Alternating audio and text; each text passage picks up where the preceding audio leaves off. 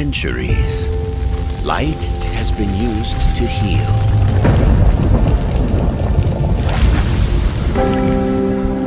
Awaken the body with Red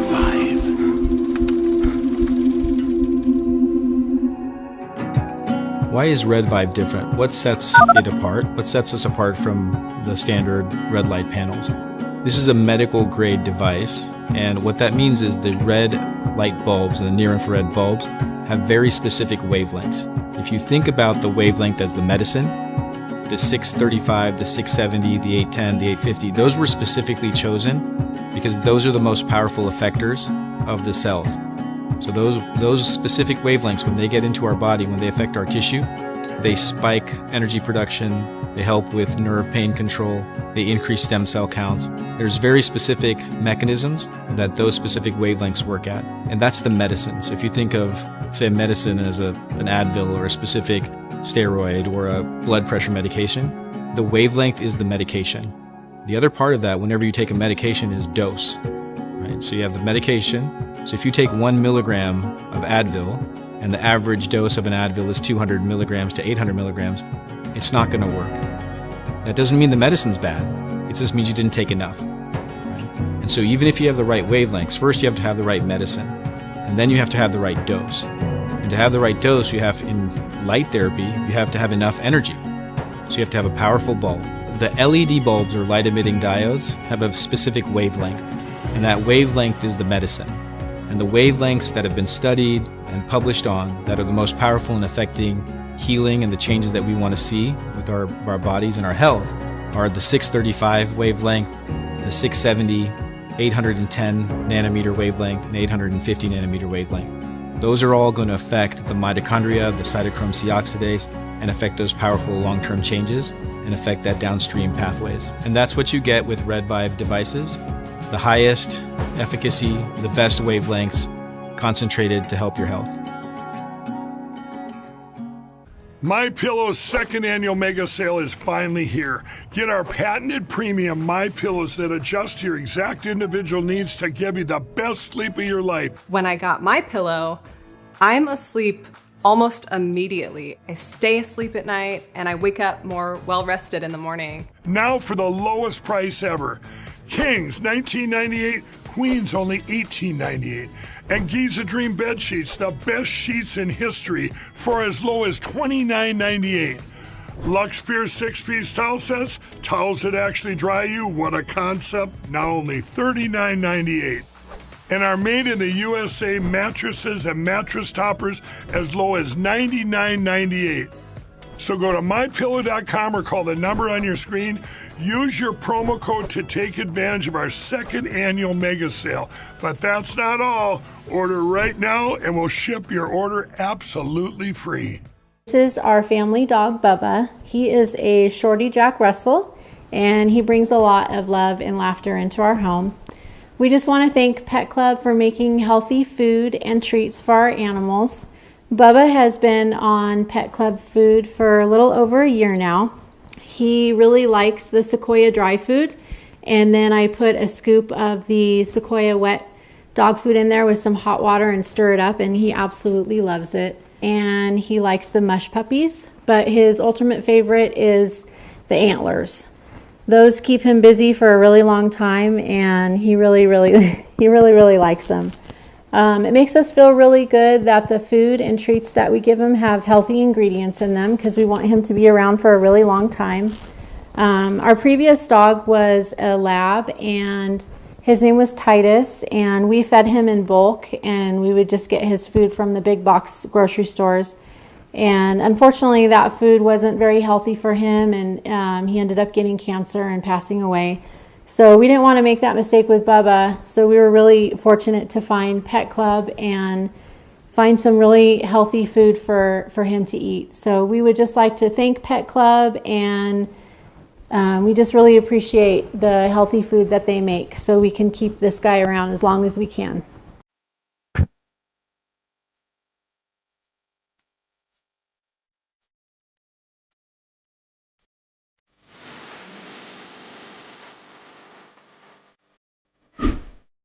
The Paul Harrell Program.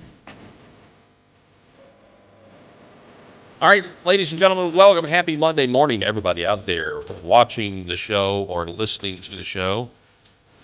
Sorry about this. Let me find wherever that feed is. Oh, that's so weird that they sometimes switch on me. Broadcasting live from the state of Arkansas. This is hour number 2. We've got a lot of news to get through this segment. Hopefully we'll be able to. Real quick, I want to address many of you who've been watching the show for a while. You're probably wondering, where's Eric? Where's Eric? Where's Eric? Because a lot of the time it's me, Rob, and Eric. Well, Eric is still, he's still going to be on the show. He's just got, he's tied up with work. Last week his daughter had a surgery. It went well, so he had to miss, and then he had work, and now he's going to try to make the Thursday, Friday show this week, but next week he should be good to go. Yeah, he's been traveling a lot with work. Yeah, traveling a lot with work, but Rob, you're here, and I appreciate it. And I know, and look, all the comments in the chat about you guys, how much you guys enjoy the show, we really do appreciate it. Yeah. Like, that gives us an incredible amount of confidence and energy to keep moving forward, that you guys like what we're doing. So yeah, we're extremely thankful, and we're also thankful to the LFA, channel. It's just a great channel. We love all the different shows, and really thankful to Jeremy Harrell. So if you're watching us in the afternoon, welcome back in, our LFA audience. Just so you know, this morning we just kept filming, so it's live for us right now. But we're very thankful that Jeremy allowed us to move to the morning time slot when he had some availability here, because it was just so much better, for my schedule as well. And sometimes it's a little tough to just stand there and or sit there and talk to a camera solo by yourself before. Paul does a phenomenal job when he does that. Jeremy is the master at that, does just an incredible job.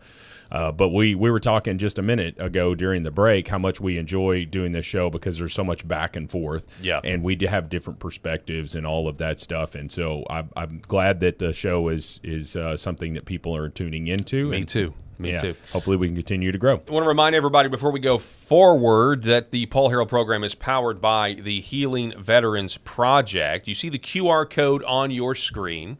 Scan that QR code to make a donation to the Healing Veterans Project. We have a long list of veterans that have been prescribed red light therapy, red light panels, but they're not able to get them because they can't afford them. They're expensive. The VA won't cover them. The VA will give Vicodin, opioids, and that sort of thing, but not red light therapy, even after it's prescribed by a doctor. That is as simple as we can make it. That is the only mission of Healing Veterans Project. So if you go to healingveteransproject.us, you can read more about it. But if you want to make a donation, scan that QR code on your screen.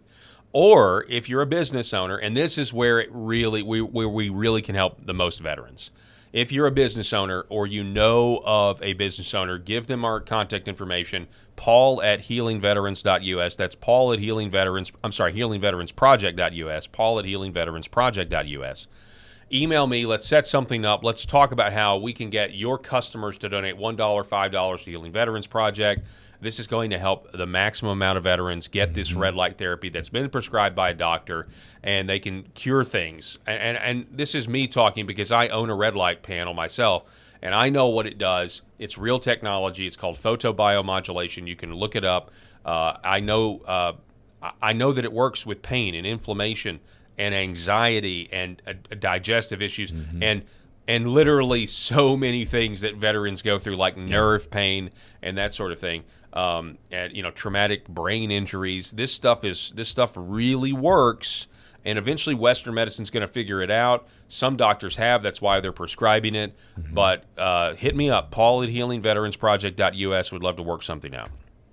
Okay, so let's get back to it, shall we? Let's get to our next segment of the day, a segment we affectionately call Middle East Fatigue. It's time for Middle East Fatigue.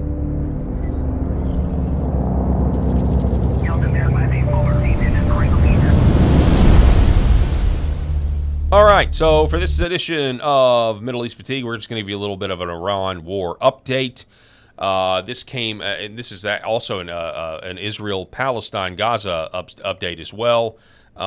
This from Eric Daughtery. Israel has rejected a measure within President Trump's 15-point peace plan in Gaza. Fox News reporting this. Demanding concessions from the United States before reopening the Strait of Hormuz, further complicating efforts to reach a peace deal between both countries. Meanwhile, Israeli Prime Minister Benjamin Netanyahu is rejecting the Trump-backed 15-point peace plan, vowing the IDF will not withdraw until Hamas is disarmed.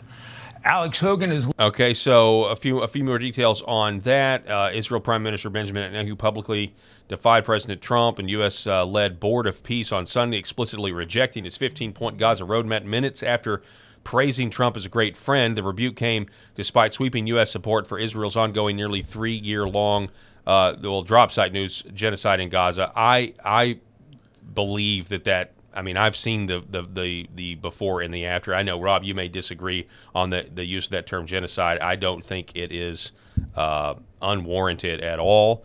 It's been a lot of blood and a lot of death, and not everybody's a human shield, right? That's where I fall on it. I know people disagree about that.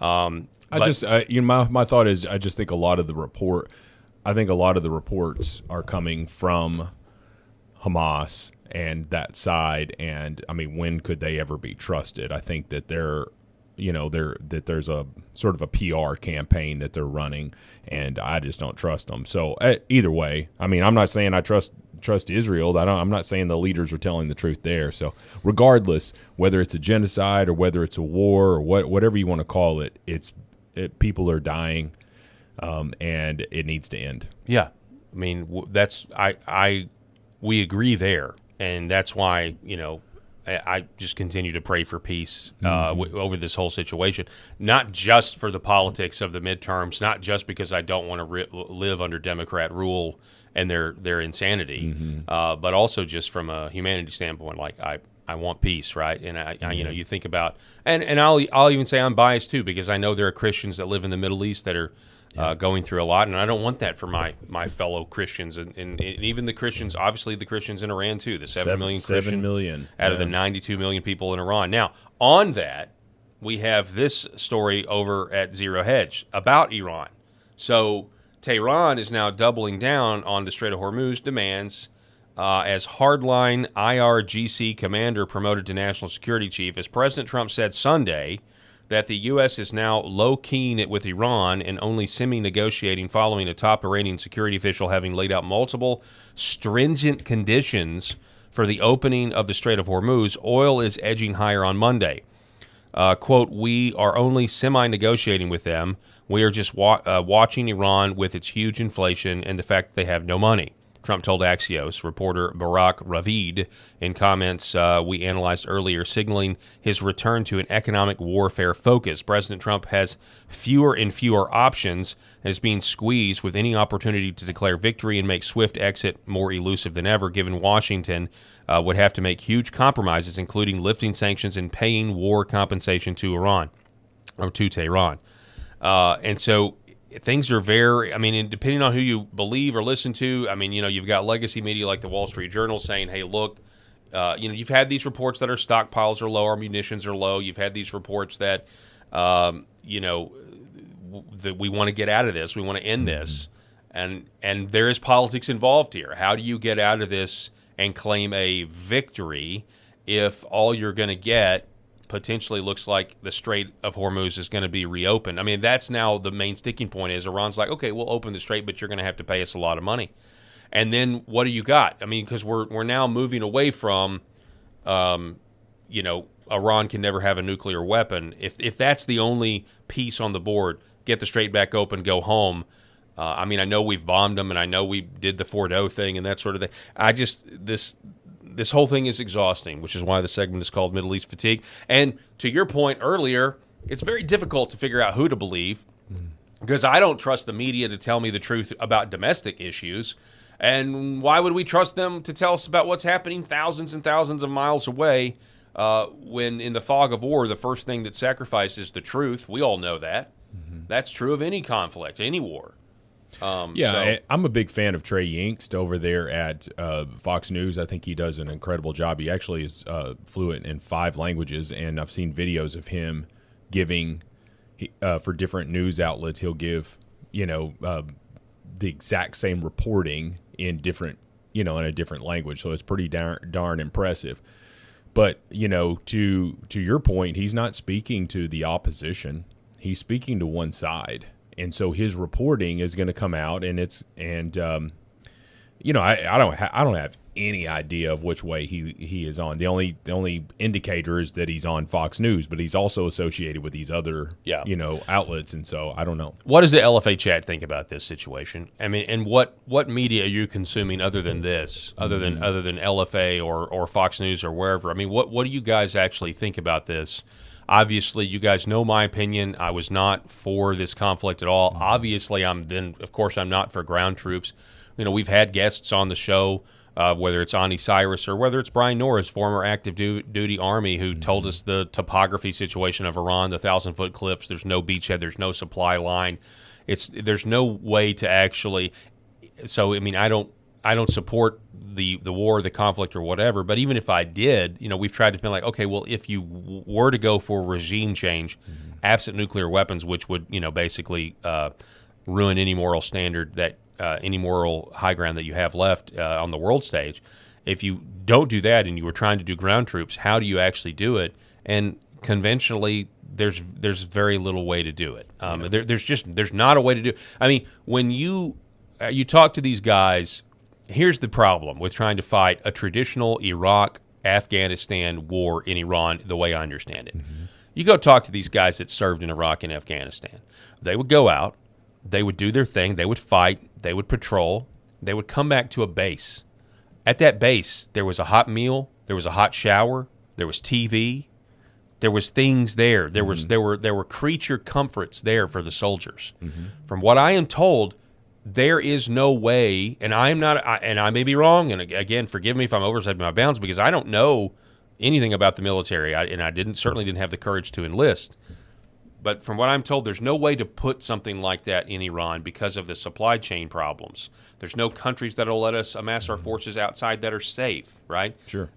That's the problem. So even if you did go in, your soldiers are basically in wartime conditions the entire time they're there. Mm-hmm. That's why Brian Norris says the only way to do it would to send your elite units in as well as your elite, more ready, larger combat units. Yeah. Go in, kill people here, get on the plane and leave, and then do it again and again and again and again. That's the only way to even have a shot at getting them to submit.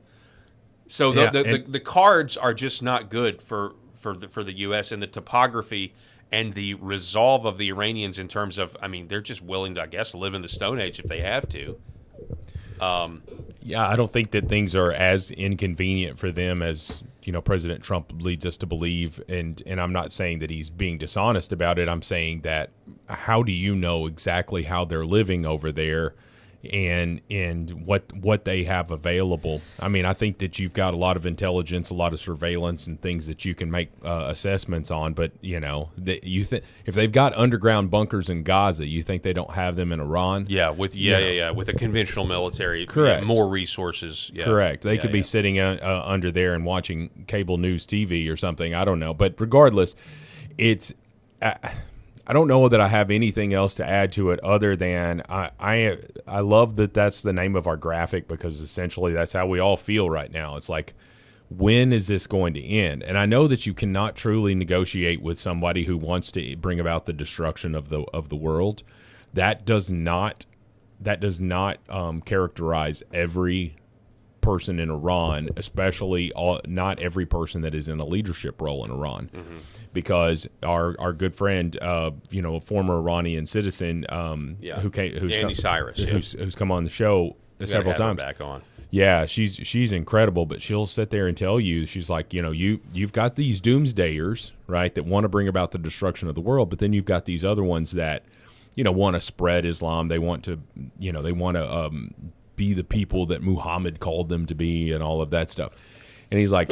Which is what, consummate with an 11-year-old? Oh, 9-year-old. You can marry a 9-year-old. Oh, she married at 7, consummated at 9, or is it married at 9? Well, married at 6, consummated at 9. Good. But I believe that the more modern acceptance is married at 9. Now, I am not Islamic expert here, But are there radical Christians out there? I remember.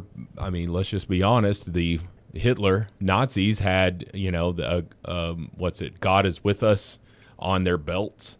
They believed that they were Christian and they were. Yeah, but they also. I know there's people out there that try to rehabilitate this, but I mean, you can go look and see what they did to the church and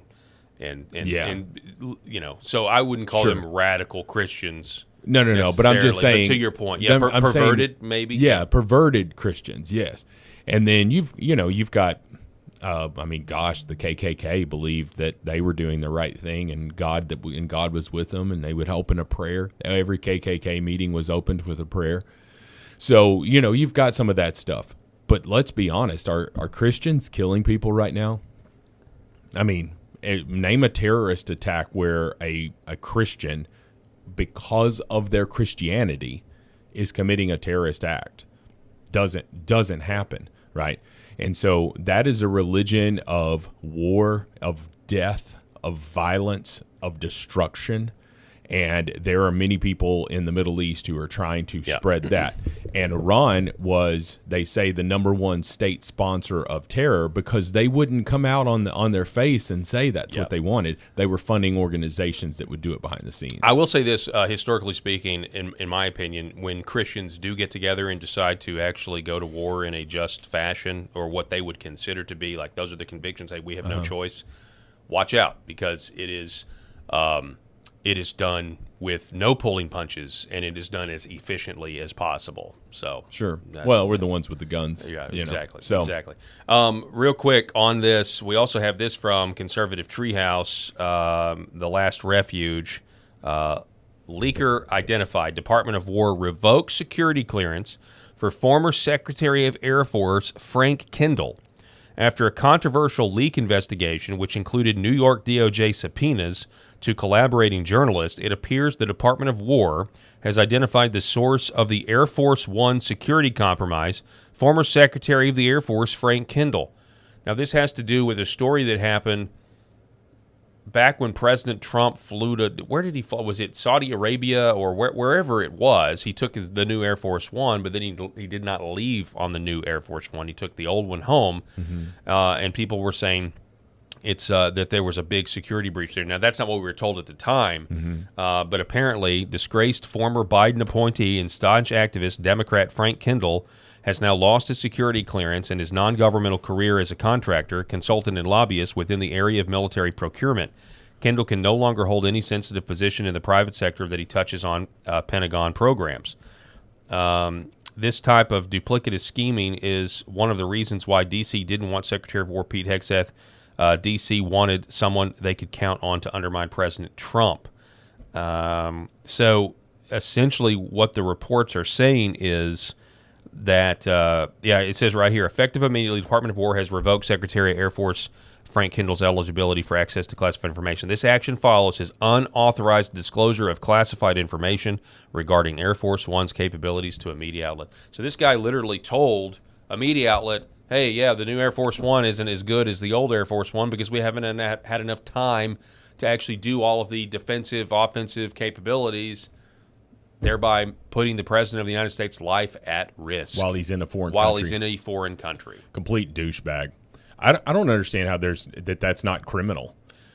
Disclosing classified information, is that not? It is criminal. I mean, it would have to be. It has to be a criminal thing. So we'll see what happens to this guy. Yeah, just sitting there in his smug blue tie. He looks like a douchebag anyway. Yeah, well, and we automatically want to go to is there something more nefarious going on here? I mean, that's is he doing this intentionally? Is he doing this because he wants President Trump dead, or is he doing this for some other reason? I don't know. Was it just a mistake? Who knows? Even though it doesn't matter if it's a mistake or not. Well, I mean, yeah, it's the commander-in-chief of the military, the most powerful man on the face of the planet. Unless Joe Biden is in office, the most powerful person on the face of the planet is the President of the United States. Yeah. Okay. Other than we could go down the rabbit hole of the deep state that's really running things behind the scenes. But in terms of world leaders and all of that, and he's in the Middle East, where very close by there is a war going on, and this douche comes out and announces this sensitive information. That doesn't happen by accident. That happens because that was a concerted effort to release this sensitive information. And what was he saying? In my opinion, and one could argue, I think, that he's sending a signal to the IRG, hey, you might be able to get a shot. You might be able to get a shot at this new Air Force One. Take your shot. Take your shot, because it's not as protected as the other one. So if that's the case, make an argument. Tell me, Lefty, tell me why that man shouldn't be in prison. And I don't think that you can. All right, folks, now it's time for our next segment. We now go to Borderline Insanity.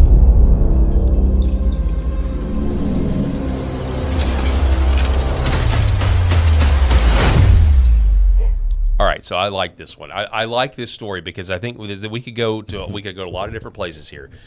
There are now viral videos circulating now that I believe the Supreme Court made a ruling allowing President Trump to revoke the temporary worker status of these Haitian immigrants. Obviously, these Haitian immigrants is a big part of the campaign. They're eating their dogs. They're eating the cats. We remember the memes. Wasn't this like 2009 when the Haiti earthquake was?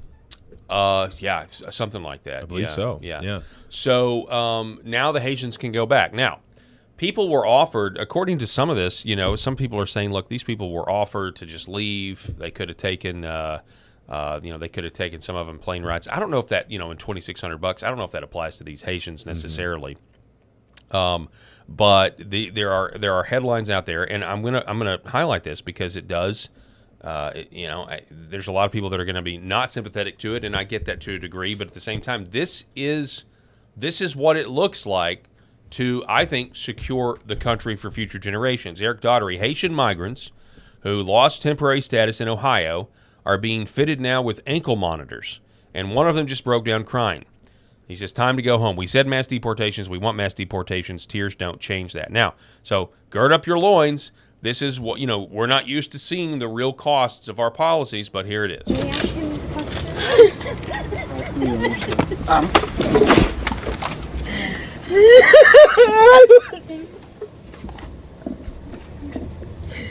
Well, that's a little performative. Yeah.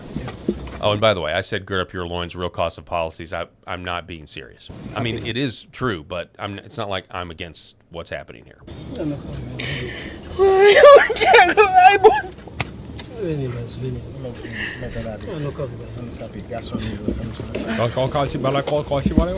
that what I heard? Yes. Pause it for a second. Yes, okay. Unless your child has just died, or your spouse, something tragic. Yeah. Something tragic.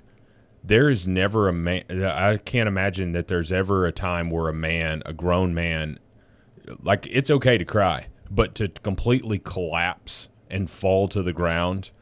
Okay, there are some appropriate times where that's acceptable for a man. Wearing an ankle monitor is not one of them. Okay, this is all performative for the cameras. I think you're right. I do think that. And, I'm sure he's legitimately upset. But well, I think you're right. And there were some of the woke Christian publications when Trump got put in office the first time literally put out emails to their supporters and followers saying, hey, we're looking for immigrants who are being deported, and we want sympathetic footage and everything else. Yeah. So, yeah, very easily. But, okay, let's take it for what it's worth. And I want to watch the rest of the video to get the full context. But let's assume that the ankle monitor represents the fact you're going back to Haiti, sir. Mm-hmm. That's what. And so you're going back to Haiti. Well, Haiti is a very dangerous place. It's a very dirty place. It's one of the places where Trump called them. Yep. Crap hole countries, and you can get there's disease in Haiti. There's not prosperity in Haiti, and that's true. And these Haitians are going to go back. They're going to go back to their country, and they're going to stop making Ohio a dirtier place. There's not. Yeah. I mean, look, it was confirmed that the whole pet eating thing was a real thing. Legitimately, it was literally the city council meeting. We're hearing complaints from the residents. It was happening, and that's just one of the things where when you take the third world and you put it in the first world, you're going to have these.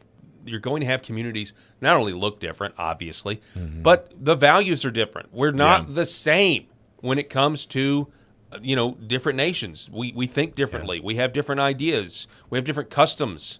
And so, go ahead. No, I'm sorry. Well, I was just going to say, and that's why not everybody deserves the right to be here. Exactly. Okay, because if you're not going to come like the Italians and the Irish and all of them who came, they brought part of their culture, but they assimilated. They landed at Ellis Island. And they assimilated into this country. You have these people that are coming out here, and I remember I took a history of law class when I was in college, and we talked about an actual Supreme Court case where this person was sacrificing live animals on their front lawn. Oh my gosh! And they were arrested for for what's it called where you abuse an animal? Animal cruelty. Animal cruelty, all that stuff.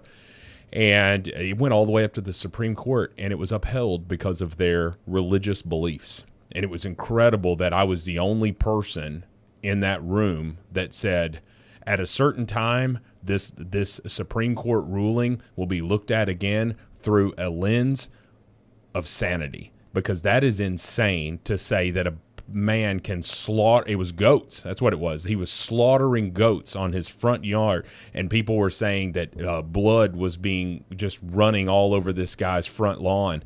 Can you imagine the horrific scene for children living in there? Yeah. And so that's what Ohio residents, I'm not saying that they were all doing that now, but that's what Ohio has been frustrated with, is just that this entire culture came and they're not assimilating into American culture. It's because the whole program behind it is not designed to get them to assimilate. Yeah. They don't want that. Well, and then what we saw this too, Paul, I don't know if you've pulled it, but the liberals that were coming out after Trump called that Haiti one of the crap hole countries. Yeah.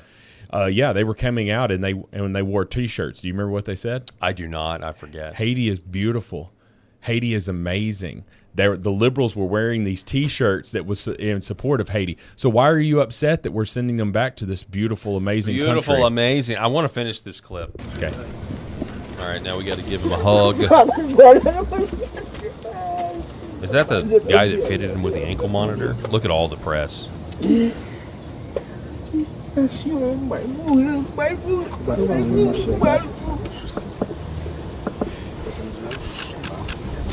Somebody ask him a question.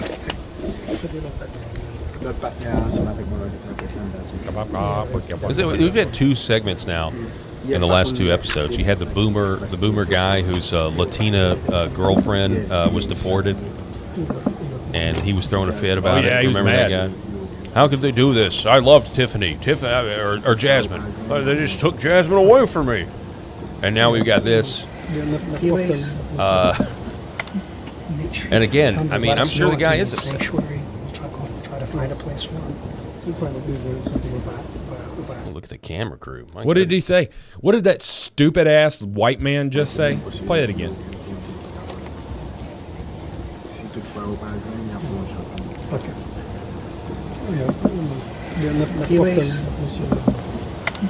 Make sure to tell him to let us know if he needs sanctuary. We'll try to find a place for him.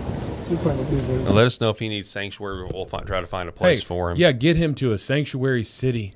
Look, this person named Tickle. Yep. Temporary. This dude was here for temporary status. This is a great point of how they tell us, literally it's in the name temporary, but it doesn't mean what it says. It means permanent, and now we're going to actually go by what the definition of the word temporary is. Well, and here's the thing, in this Nostra D's Nuts here, great Twitter handle. Of course, he's getting ratioed. Isn't Haiti a failed state? I'm pro-deportation because you can't have so many unvetted people in your country. But if there was one country where asylum claims should be considered, it's Haiti. Hey, you don't have to go home. You just can't stay here. Yeah, figure it out, man. Figure it out. And it's not we cannot solve the world's problems. Exactly. When our own country is, we got other stuff to worry about, right? We got other stuff. We got white women just being hit on the street for being white. We got a lot of problems to solve, and we just can't. We can't do this anymore. And I want to do this. I want to say this. I want to remind everybody. Now, this is an old statistic. I believe it was 2015, but I can't imagine it's any better. 1 out of 6 children. I'm sorry, 1 out of 5 children, 1 out of 6 adults go to bed hungry every night here in the United States. American citizens, for the most part, as much as I know. I don't know where the stat came from. It could be 50 million illegals. I mean, that could be, but yes, it could be, but I struggle to do that with all the government funds. There are Americans for sure that are not that are not getting near as much welfare as illegals are. I think that's true. You want to talk about a country with some ridiculous policies that are affecting our own.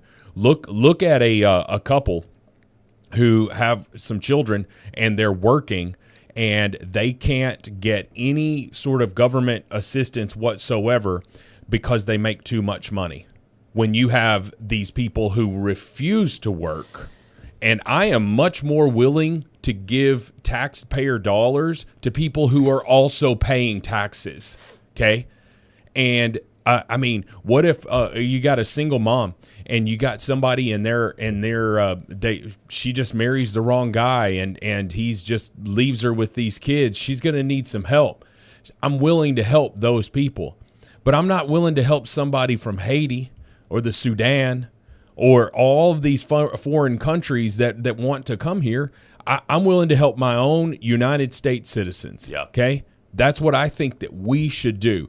Those who are willing to help themselves, people that refuse to work and sit home, I'm not trying to help you. And that's the problem. These immigration programs, whether it's the Haitians, whether it's the Somalians or whatever, the whole grift, because we feel guilty about a third worlder not being mentally competent enough to run their own business. Sure. We give them a business that's fake. We give them fake daycares. We give them fake hospice cares. Funneling. And then let them sit at home and make babies and sit at home with their families all day. I'd sure love to sit at home with my family all day. You know, I'd love to just. Sure, be great. You know, but that's what we're doing. We're giving these people generational wealth while average Americans, it's completely are paying insane. for it. It's completely insane. You're paying for it. You think about the guy that's going to work in a factory today that is burning his ass up because there's no air conditioning in there because it's a steel mill or something like that, and he's sweating just to put food on the table for his wife and kids, and that guy's paying taxes that are leaving in suitcases full from these Somalians running these fraud schemes. Or worse, when we saw, not worse, but another thing, what we saw during the 4 years of the Biden administration with the fraud that is absolute fraud known as the CB1 app, where people were being flown in, staying in luxury 5-star hotels in New York City, being given $4,500 a month, 3 squares a day, living in a luxury hotel, and they were bitching about the food, Paul. Do you remember that? I do, yeah. They were saying this food is not that great. You're getting 3 meals a day right now, and you've got children. You've got children where school districts, I used to be a public school teacher in a poor school district, and they would send home backpacks on the weekends for those children, American citizen children. They would send backpacks home with them with food in them because these kids were leaving on Friday and not having anything else to eat until they came back to school on Monday. That kind of thing was happening, but yet we're giving $5,000 to this Central American person who was flown over here, and they said that they were, running from the terrorist organizations in their own country and claiming asylum, which we all know is BS. They're coming in because it's free. Hey, you're getting all that money. Why the hell wouldn't I come on in here and get all that money? That's what I would imagine. Is if they talked like that, we'd probably be like, hey, come on in. Y'all are welcome. Listen, that's what they're saying in their own language and accent. I'm just giving you this Arkansas impression the equivalent of it. Of it. The equivalent and so if you're stupid enough to give them the money, don't be shocked when they take it. Mm-hmm. And right now, we've got... Dude, there are so many elementary school teachers right now who are bringing an extra snack to school because they know that at least one child in their school hasn't eaten. They know that these children are hungry in our own public schools, and we're wanting to send plane loads of cash out and just let everybody the hell in. Just come in. Everybody can come into this country, and we're going to give you money. But the people who were born here, the legal United States citizens, these children going to school, and that's the only meals that they're getting. What happens to them in the summertime? They come back and they're 20 pounds underweight because they haven't eaten all summer. The kids can't feed themselves. There's not much they can do if you're a freaking 6-year-old. You know, what are you supposed to be able to do? And we're feeding the rest of the world. Oh gosh, we can't send him back to Haiti. Look at all of that. How about we feed the children here in the United States? And I want to keep beating that drum because I experienced it personally. I grew up in extreme poverty and I pulled myself out of it.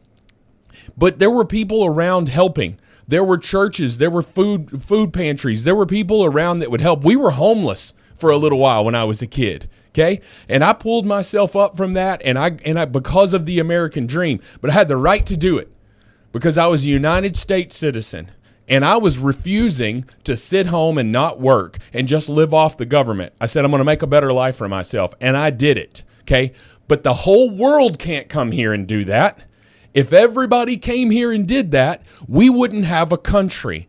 And we're getting dangerously close to losing that country now. Had Trump not been reelected in 2024, my God, Paul, can you imagine what this country would be? Yeah. What kind of shape would we be in right now if Kamala Harris was president? Yeah, I honestly think these the illegals would actually be given citizenship for military service.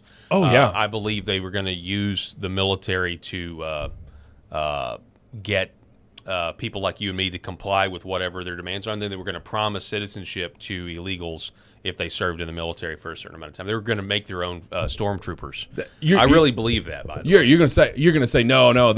You can't join the military. You couldn't come in. You couldn't do that. You couldn't do that. Hell, there was a guy that was found out to be an illegal immigrant that overstayed his visa in the late 90s. Guess what he was? The superintendent of a public school system. Yeah, that was that story broke what last year? Was that last year? Yeah, I believe was it Colorado? I forget the state, but regardless, what the hell do you mean that they wouldn't allow them into these other positions? They've already done it. So, in other news or related news, let's look at what's going on across the pond because we're talking about how to save our country. People are trying to figure out how to save. They're already lost. Ireland, and this is where they're going. Full on revolution tactics. Is it possible, with the technology that we have today, for a first world country to have a legitimate revolution? That is the question of the 21st century. New IRA terrorists, this is from the Daily Mail, IRA terrorists plan to drive migrants out of Ireland with campaign of violence, intelligence official reveals. Republican terrorists are plotting a campaign of violence to force migrants out of Ireland, intelligence officials have told the Daily Mail. The plan by the New IRA, the successor organization of the real IRA, comes in the wake of the disturbances on the streets of Northern Ireland in June following the stabbing of Stephen Ogilvy, allegedly by Hadi Alodid, a 30-year-old Sudanese asylum seeker. Security sources say that the dissident Republicans, who continue to fight for a united Ireland, are feeding off local community tensions on both sides of the border over a spike in cases of harassment, sexual assault, and violence, which has been blamed on migrants. It's because the migrants are doing the sexual assaulting and the violence, by the way. They're a raping culture. Fears have been raised that the new IRA campaign could spark a new wave of migrant fleeing from Ireland into the UK, which Ireland would be like, fine with us, particularly via the land border with Northern Ireland. In a video posted last week on the far-right social media platform, an unidentified man warned that the IRA would threaten migrants with violence if they did not leave Ireland. They will take control, and we will give an ultimatum, not to politicians, but to the illegal migrants who are in the country, he says. And if you're a politician, you got to know that you got to be worried as well. But, we'll see. But the point is, we saw what happened in Belfast. We remember when they started burning migrant homes and that sort of thing. Historically speaking, when you have been just because it's been signed and minuted by your politicians that have sold the people out and you've let them in legally, doesn't really matter if they came in legally or they came in illegally. The bottom line is history is pretty clear. If you've got a migrant invasion and you want to reverse that migrant invasion, there's only so many options on the table. Well, and your government has proven that they're not going to take care of the things themselves. Exactly. And you're already seeing the messaging right here, just in this Daily Mail article, which Daily Mail is kind of, I believe it's mostly left, right? But I've seen it has some right headlines. Yeah, I think it's a little bit of a mixture there. But it starts with Republican terrorists, okay, and these far right organizations. Okay, you're already using terminology to lump them in. How about that they're just concerned citizens? How about that they're dads that are charged with protection of their family and they're just sick of seeing this crap? And they're saying, you know what? The scales have now tipped. This equation now is different. If I do nothing, I as a dad am now willing to risk being killed by standing up or being imprisoned by standing up, thereby abandoning my family, which no dad wants to abandon their family. I'm now willing to risk that because doing nothing is the greater risk, greater terror. And so when you have dads that come to that conclusion in Ireland, they look at an organization like the IRA. They're like, okay, what do I do? How do I stand up? Well, here's the IRA. They've been here the whole time. Yeah. It starts to look, okay, well, here's somebody that's I can at least partner with and I know the media is going to call them terrorists and everything else, but this is now an avenue to where we can try to take our country back. And so, again, the question is it even possible to have a revolution in a first world country with the technology the way it is? Is it even possible without some sort of established military in a coup turning on the politicians? I don't know. I don't know what the answer is. Yeah, and I don't know what their gun laws are in Ireland. Are there guns in Ireland? I would imagine that there's not, at least in Northern Ireland. Oh yeah, but the IRA, they've got guns. Yeah, I mean, you can have guns; they're just illegal. They so got a lot of them. Northern Ireland, of course, is part of oh gosh, we watched that whole thing about how it's there's what's Britain, what's what's the UK. That's right. And Northern Ireland is lumped in with the UK there. But anyway, what I anticipate is, so they here in the United States, certainly in the South, they say, do not go after children if Mama Bear is around. Like if you really wanna send a person into a rage, you be a school district that picks on her son. And you'll see Mama Bear claws come out, okay? You also want to see a dangerous man. You look at a father who feels like his children, their safety, that their livelihood, their well-being is in danger. That's when you're going to see a tiger come out, and that there is nothing more unhinged than a father trying to protect his children or a mother trying to protect her children. And I think what you're seeing here is these individuals living in Ireland and even parts of the United States, okay, that are seeing a rape culture come in, a culture of violence, a culture of non-assimilation, that they are coming into their communities, and they are left with two options. Either move to another community, which honestly could just be delaying the inevitable. You're kicking the can down the road, or you stand up and fight. Now that looks different to different people, but if you stand up and fight, at least you can say I did everything that I could to stop this, and you won't have anyone to blame at the end of the day. Well, you can blame your politicians, but I'm just saying you don't have to look at yourself in the mirror and feel like I could have done more. And we're not very far from seeing that here in the United States. Yeah. But it's obvious that Ireland has had enough, and the citizens are rising up, and I'm here for it. I love it. Yeah. It'll be very interesting to see what exactly happens. We got time for this segment too. Fourth Amendment funeral. Here we go.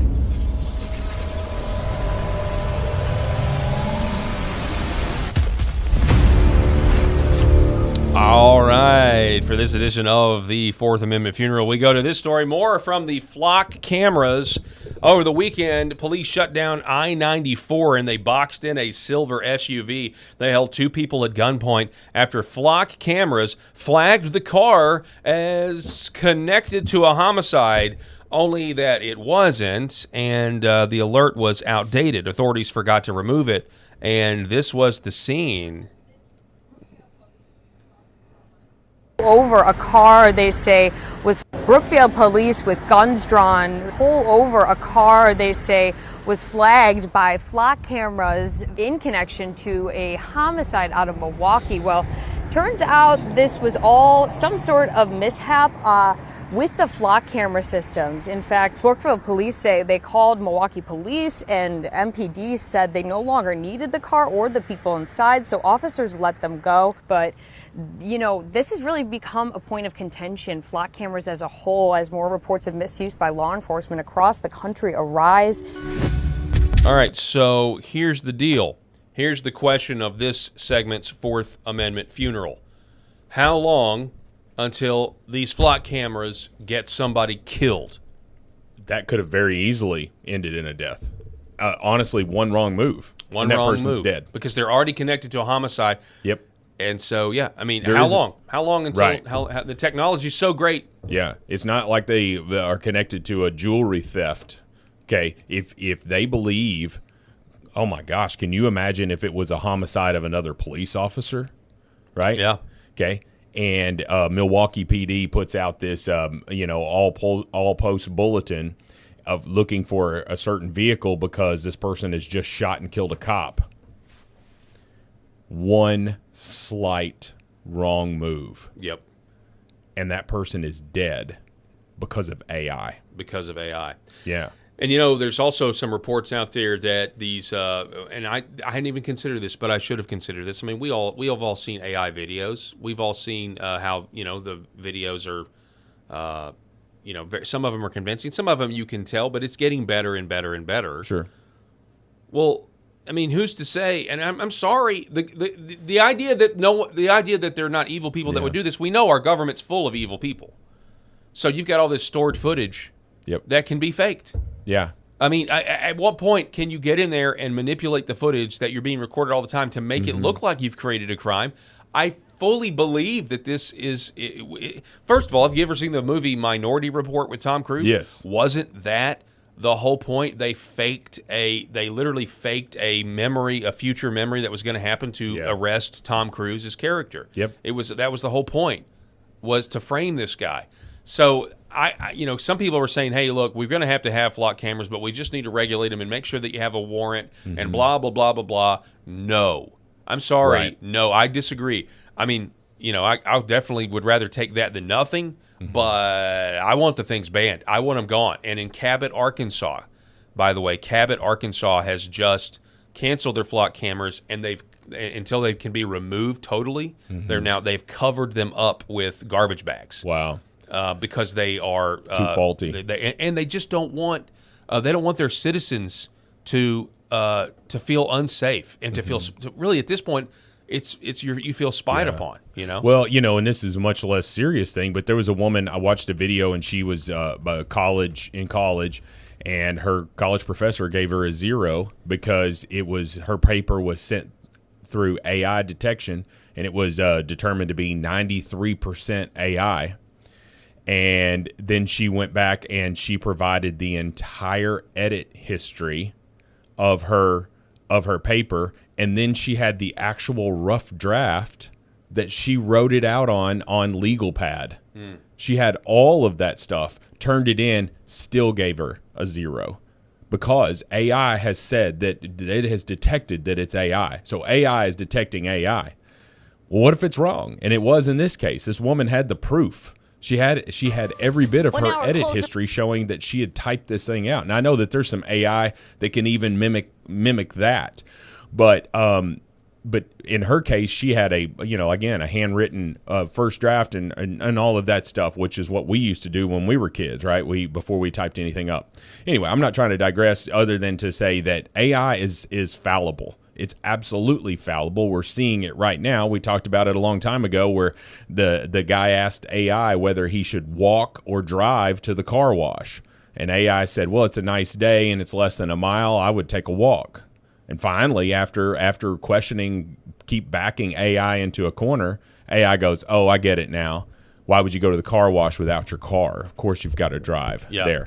And so AI is fallible. It's getting better, but until it does, we can't have these close call incidents where somebody almost loses their life because it's only a matter of time. Well, yeah, I mean, it's the same principle. I don't want artificial intelligence or I don't want our voting machines picking our leaders. Mm-hmm. I don't want machines to be police officers. Correct. How about that? I don't want machines to be police officers. It's very similar to Minority Report, but do you remember Jean-Claude Van Damme in Time Cop? Time Cop. Yep. Yes. Time Cop. Yep. I wish Eric were here. One of the best time travel movies. It was actually ever really made. good. I know as Van Damme is seen as a little cheesy or whatever, but and he was very arrogant, full of himself. Sure, but that Time Cop is his best movie, right? But what it was, if you're not familiar with that movie, is basically every time a crime was committed, John Vlad would go back in time and stop the person from committing that crime. Well, then he gets set up. Actually, no. Am I confusing that and Minority Report at the same time? The plot of Time Cop is that they are there to police people who are traveling through time for financial gain, basically. Oh, and so that is the plot. Well, then I think I'm confusing it with Minority Report as well. But anyway, he goes back in time on a mission to stop somebody from doing something. Oh yeah, and the guy that tries to jump out the window. Yeah. And he and they end up murdering his family or whatever. Yes. He's able to go back in time eventually on a mission, and he ends up being able to undo them murdering his wife. And it's a great movie, dude. Yeah, it's a great movie. Yeah. But anyway, so until they get the kinks worked out, and which will never happen because we're about to see regulation of it and all of that stuff. Yeah. All right, we got to do this before we leave because I don't even know what you call this segment. Oh my gosh. But what in the world is going on with AOC, and why would she post this? I mean, people think she's going to run for president. She probably is. But why post that she is freezing her eggs as a 36-year-old woman who's been engaged for 4 years? Who the hell gets engaged for 4 years? She's been engaged for 4 years. She has not conceived a child. We don't even know if she wants a child, but apparently she does if she's freezing her eggs. Don't be weird about this. No, you don't be weird about this. No, I know all of you will be. All right, everyone. Deco and I, day one of freezing my eggs. I'm diving into the process, and now I've got... let's see, all of this medicine here. I'm going to inject this first, but I got a pro tip from a friend because this injection kind of stings. It kind of burns a little bit. So a friend of mine told me that if you make the first injection first and let it sit while you're doing everything else. We're about to run out of time, but she ends up pulling up her shirt and injecting herself. I just want to say two things. Number one, you don't have to post everything on the internet. I know. Why do people feel like this has nothing to do with politics? Why is she posting this on the internet? And number two, the only reason that she doesn't want to have a child right now, in my view, is that she's